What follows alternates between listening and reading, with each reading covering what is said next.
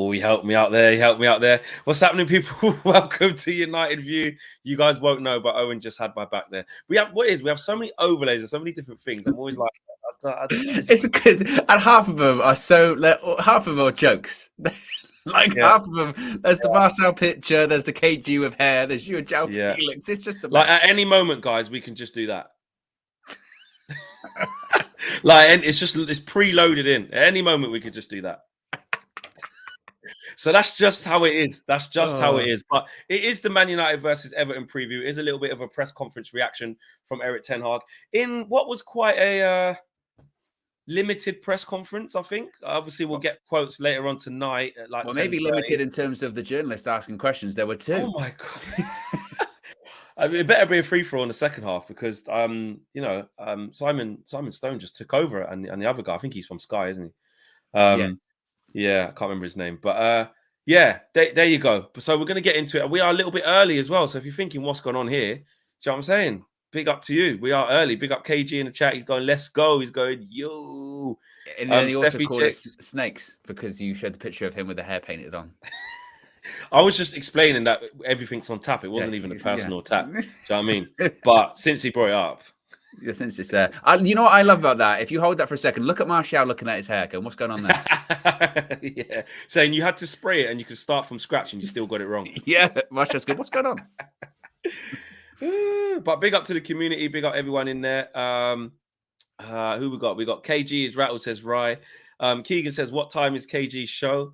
Has he got a show tonight on his channel? He's doing the hate along this evening. Oh, is he doing it? Has he started it? Yeah. Lovely. Make sure you guys tune into that. Head over to KG's channel. I think they kick off at 8, don't they? So knowing KG, he'll probably go live at 8:15. So just go to his chat 15 minutes into the game. But no, if you want to tune in to laugh at our rivals potentially losing, well, it's Chelsea against Man City, so something's got to give unless it's a draw. You want to go have some fun and laugh at people. I know KG 7:50. There you go, 7:50. So make sure you guys go check out KG's channel at 7:50. Get involved. He's going to be reckless. He's going to be doing quite a lot of them. Just tuning into other teams to hate along. How can he call it a hate along? That's actually a disgrace in the cheat. That is disgusting. It is a brilliant concept. If he went to Dragon's Den, he'd be getting multiple offers at this point. There'd be no oot. There'd be nothing like that. That's what it would be. Exactly. But let's get into it, man. First of all, let's get into a couple of things that Ten Hag did say because there wasn't loads. So let's just cover those quickly before we get into the game. What we got?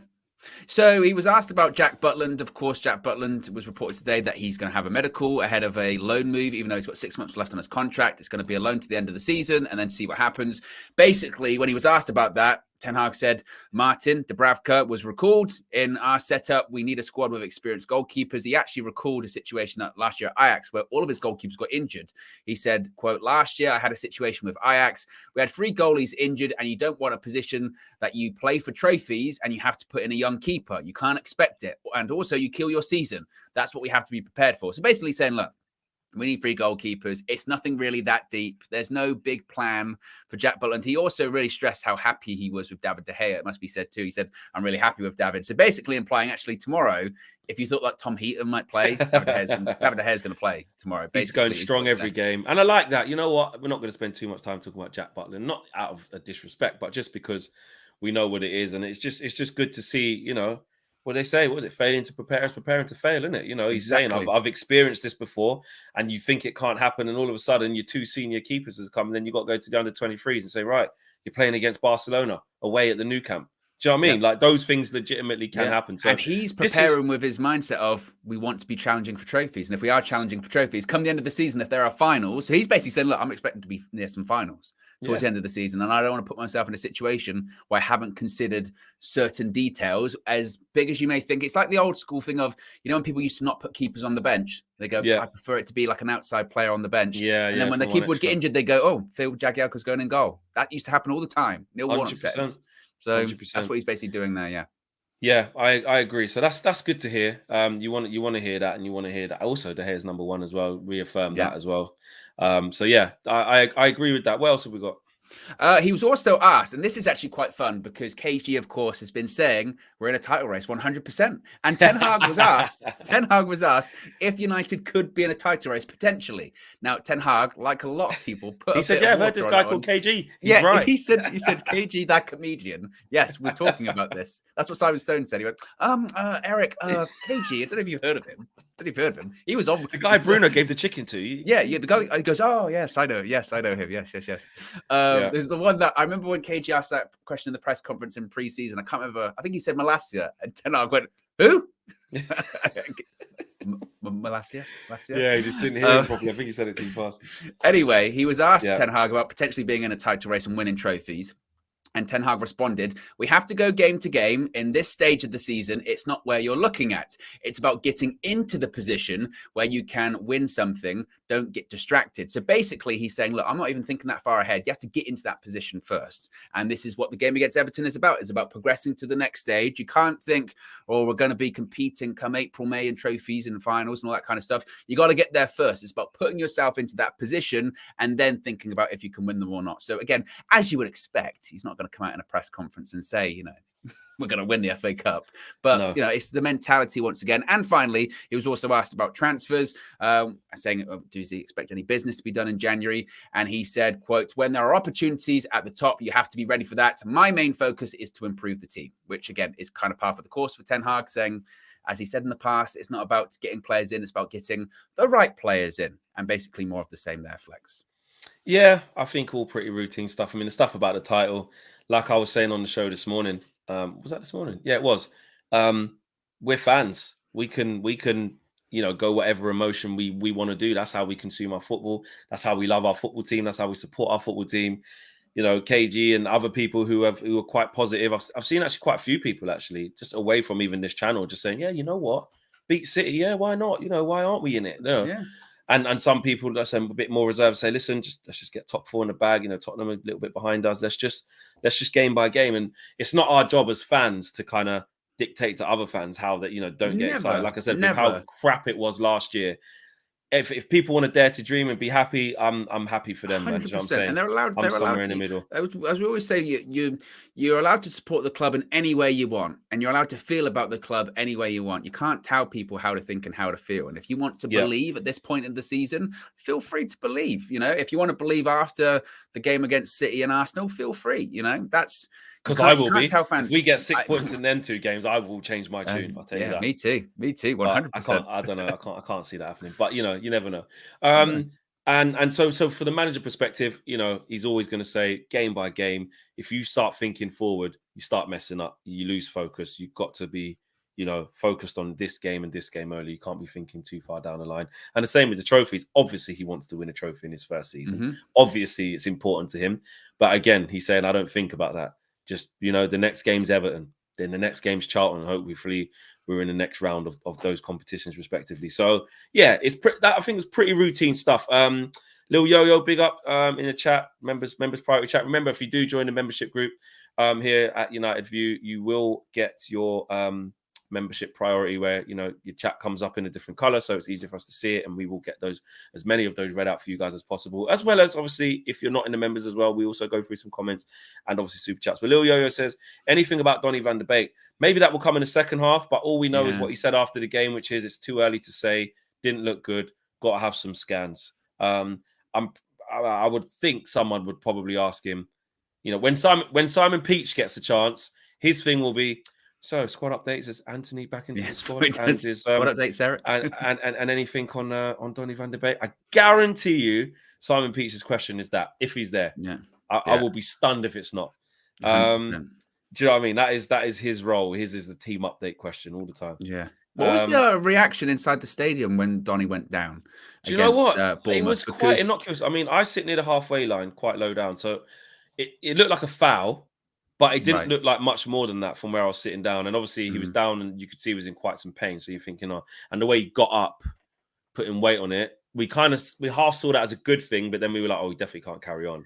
But then when people showed me the still images of it afterwards, because when KG and myself were doing the match view, and again, it was unfortunate because the Bournemouth player does slip. They both sort of slip and go. They slipped over. They sort of go into each other. It's like you said, and it's unfortunate, but unusually, because me and KG initially, I definitely thought he'd broke his leg, because they showed a couple of replays, went, oh, that looked bad. And they showed that replay where you see his leg like bend the wrong way. And I thought, oh my goodness. And then they stopped showing replays for a second, because I thought, oh, they've realized that they maybe should have shown that. Because, you know, like now, because there have been so many like that, they don't show the replay. Trigger warning. And they showed the replay, and I was like, oh my goodness.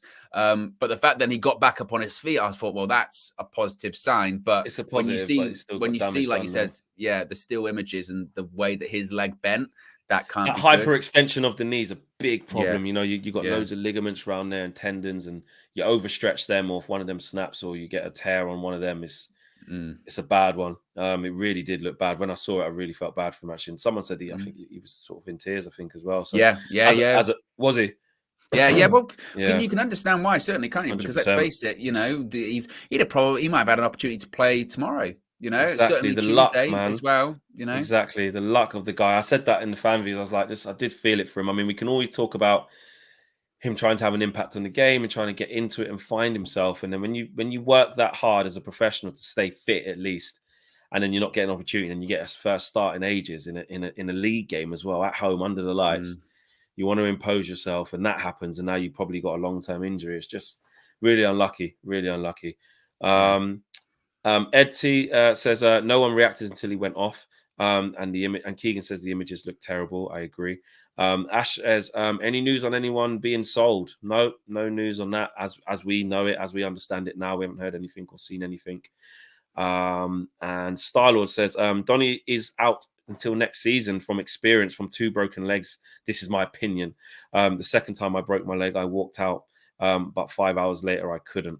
I walked on it, sorry, but 5 hours later I couldn't. Yeah, I mean, if you've experienced it, you kind of know some things. I mean, we don't even know if he has broke his leg or if it's a knee thing, or we don't know, but it didn't look good. I think we can all agree on that.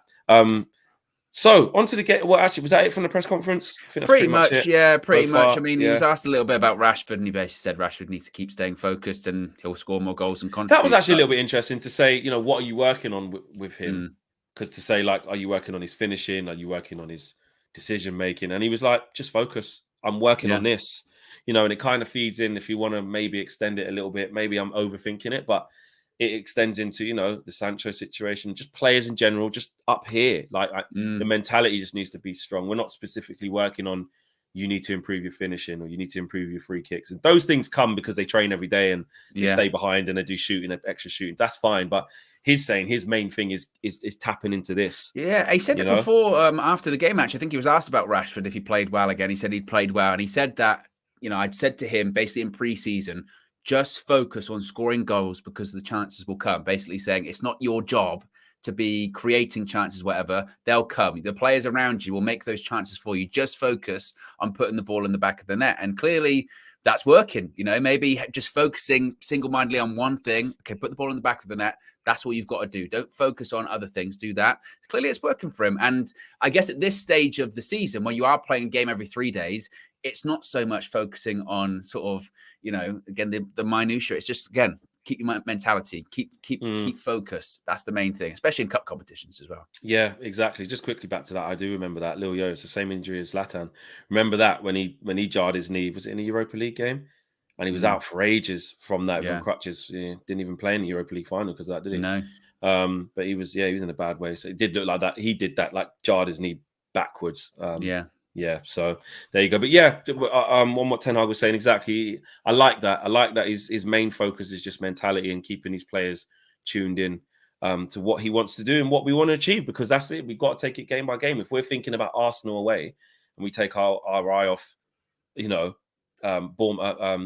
Everton tomorrow, you know, we can get an upset. You know, you can't. Yeah. If we're thinking of Charlton, if Eric Ten Hag's thinking of, I can't wait to get to Charlton and rest a few. No, everything's got to be one game at a time. That's just how football is. You can't. Yeah, I said it this morning that realistically, I know people are thinking about, and I myself am the same. You think about City, you think about Arsenal, but if you don't do your job in these 2 games here, we could be out of 2 cup competitions. And what kind of momentum is that going into City? You know, if you don't, stay focused on this game and Charlton, you think, oh, Everton are doing terribly in the league at the moment. Lampard's under pressure. And then you think, oh, we've got Charlton. They're a lower league team. Yeah, we should beat them easily. And to be honest, we should get results in both games. Make no mistake, we're at home with the better team in both of those fixtures. But if we're not focused enough and we go out of the FA Cup and the Carabao Cup going into a Manchester derby, then suddenly City will look at that game a bit differently and go, oh, United. Especially Everton. And actually, let's get into this match preview. I think this is I think this is quite a tricky game. And hear me out on this, right? Obviously, quality-wise, look, Everton are in the mud. And you look at that team, their fans are downbeat. The players are downbeat. They got absolutely smashed by Brighton, pillar to post, and their own patch. And actually, that's one of the things that usually they can put up a fight. At Goodison, they will kind of put in a shift. But away from home, they've been poor. But, they were absolutely shocking against Brighton. And Lampard is holding on with a thread. But I don't know, man. I think when you lay it all on the line, it's sink or swim for them. They could either pop up to Old Trafford and put in the same sort of performance they did against Brighton, which was awful. And pretty much Lampard would get sacked on the spot if we smashed them. Or, the week before that, they got a draw at City. I know it was a wonder goal. And they literally drew at City. Yeah, I think they'll probably set up the same, you would think, like they did at the Etihad, right? Which, and there's nothing wrong with this. I always say there are so many different ways to play football, and the best way to get a result, and it'll be the same as they did at the Etihad. They'll come to Old Trafford, they will, park the bus, they will put people behind the ball, look to play on counterattacks. And again, there's nothing wrong with that. They shouldn't if they come to Old Trafford and try and play expansive open football, we'll absolutely smash them. It'll be 4-5-0 because defensively they're shocking. So obviously they're going to come and play a low block and again try and get counterattacks and set pieces. And to your point, they rode their luck at the Etihad too because they get a wonder goal and they managed to just hold on. I think City hit the post and Pickford was making saves and all that kind of stuff. But they did it. But they did it. Back five. They went defensive.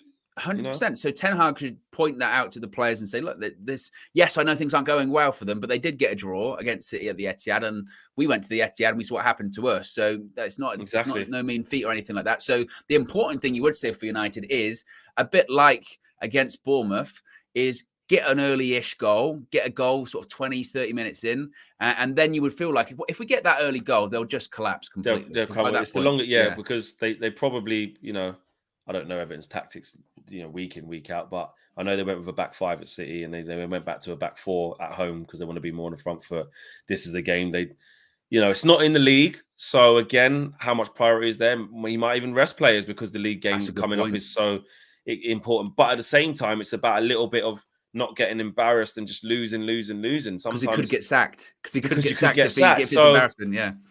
I mean, what sort of team does he play? Does Lampard go, I can't afford to get another humiliating loss because I won't even make it to the next Premier League game. Yeah. If I lose 4-0 at home, if I lose 4-0 here at Old Trafford and get slapped about the place, then they're just going to sack me. Or has he got the understanding that you've got one more Premier League game to save yourself? Actually, who do they play next? They play... let me just pull it up. So they got mate, they're resting players. They got Southampton at home. Wow. And if you look at the table, Everton are 18th and Southampton are 20th. Bottom. And they are 3 points. That is a 6-pointer, if there ever was one.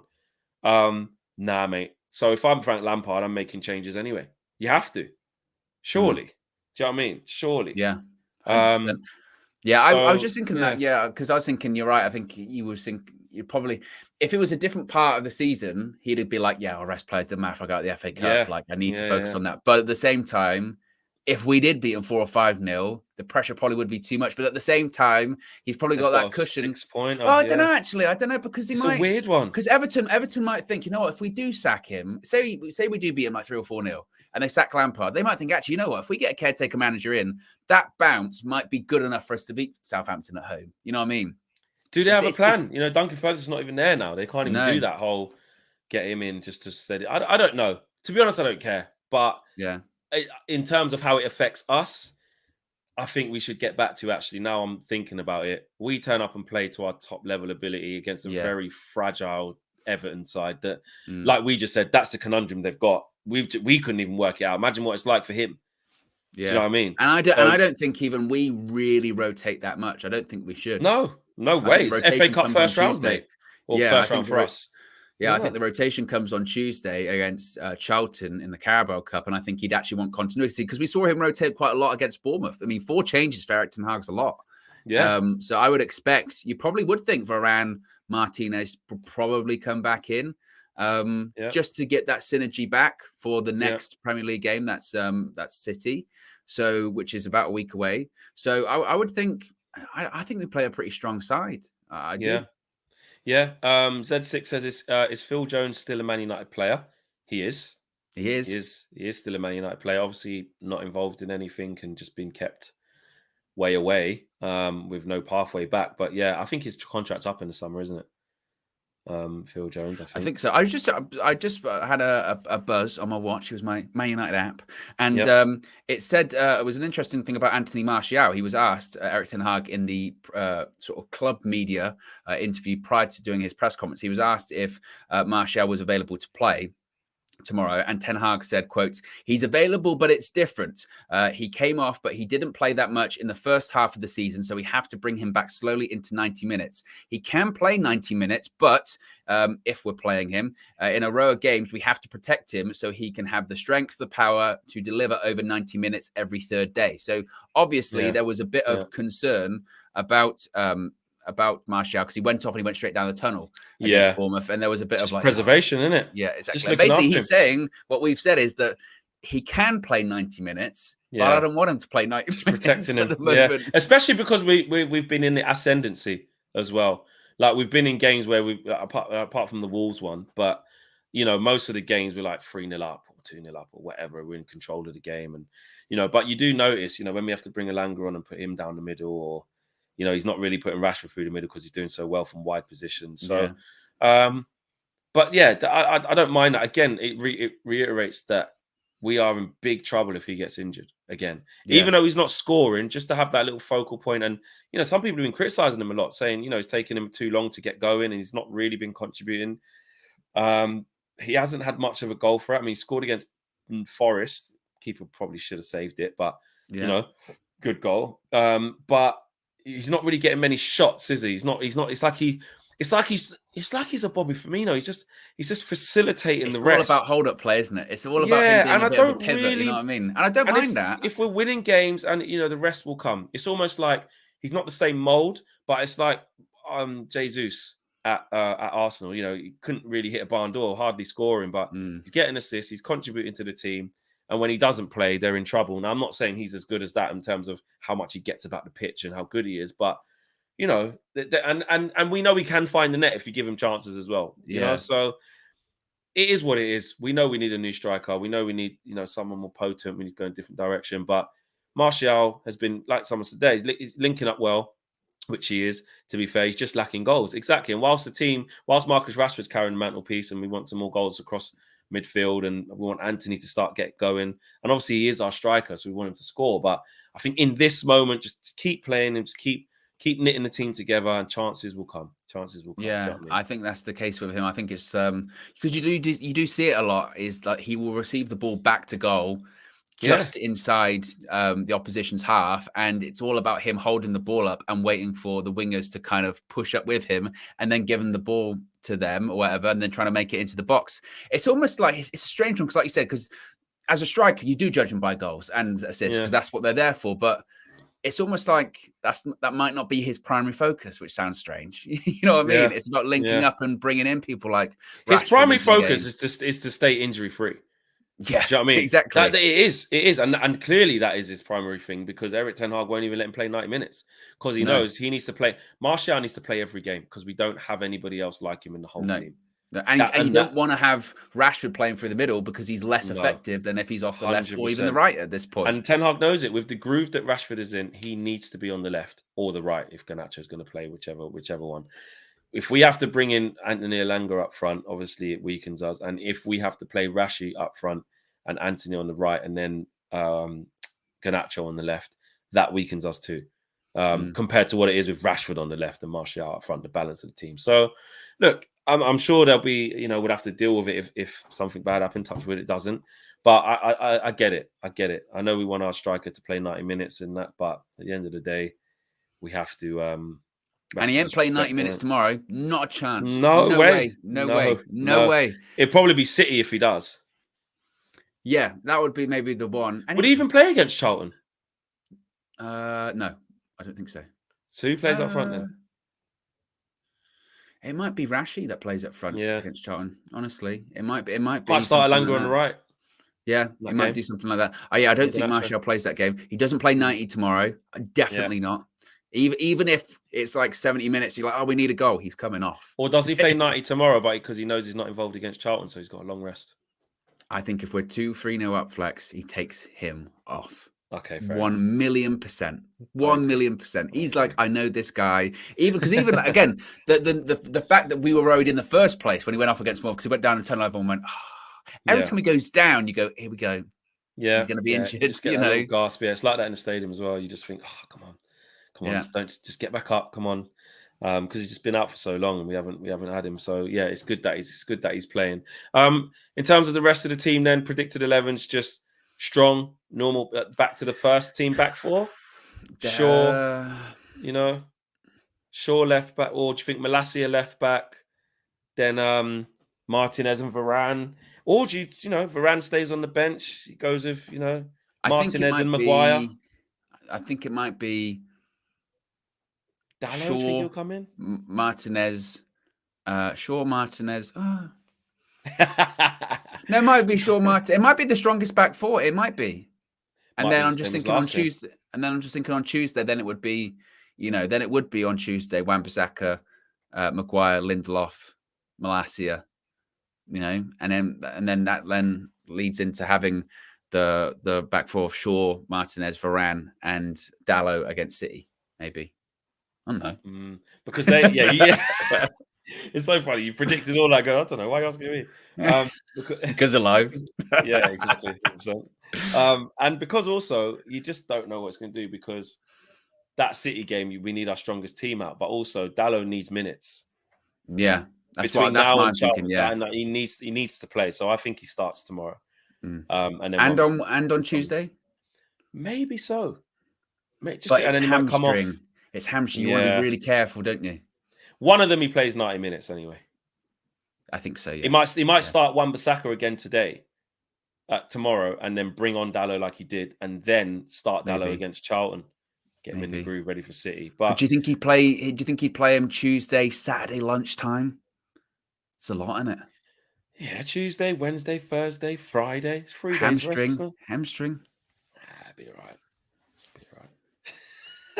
You've got your physiotherapy degree, haven't you? Yeah. You'll be fine. I dropped out of uni, mate. I wanted to be a physiotherapist, and I dropped out after 1 year. There was an amazing comment during the match for you. Martial went down, and KG went, Anthony, you all right? And then someone said, KG sounds like a Sunday League physio. Yeah, just ask him how he is. Yeah, right. Yeah, fine. Yeah, good. And midfield, same again. Bruno, Donny, Ericsson, or do you think maybe Fred might come in? I think I was going to say, I think we could see a Fred, maybe an Ericsson, maybe a McTominay. Did you see, by the way, that apparently Newcastle won a McTominay? Yeah, I did see that. Did McTominay was on the bench last game, right? I think so. I didn't even see him warm up. Did he warm up? He's been out the fold since the World Cup. Where's McTominay been? He's definitely in training, because I saw a thing of him. But look, ultimately, this is what we've always said this about Fred and McTominay, isn't it? That squad players, fine, no problem. Yeah. Fred, I like Fred coming on as a McTominay unused sub against Bournemouth, so he was on the bench. Yeah. It's gone now. Can't bother. But yeah, he's just been not used. Used. And Ed says McTominay is a slightly better version of Longstaff.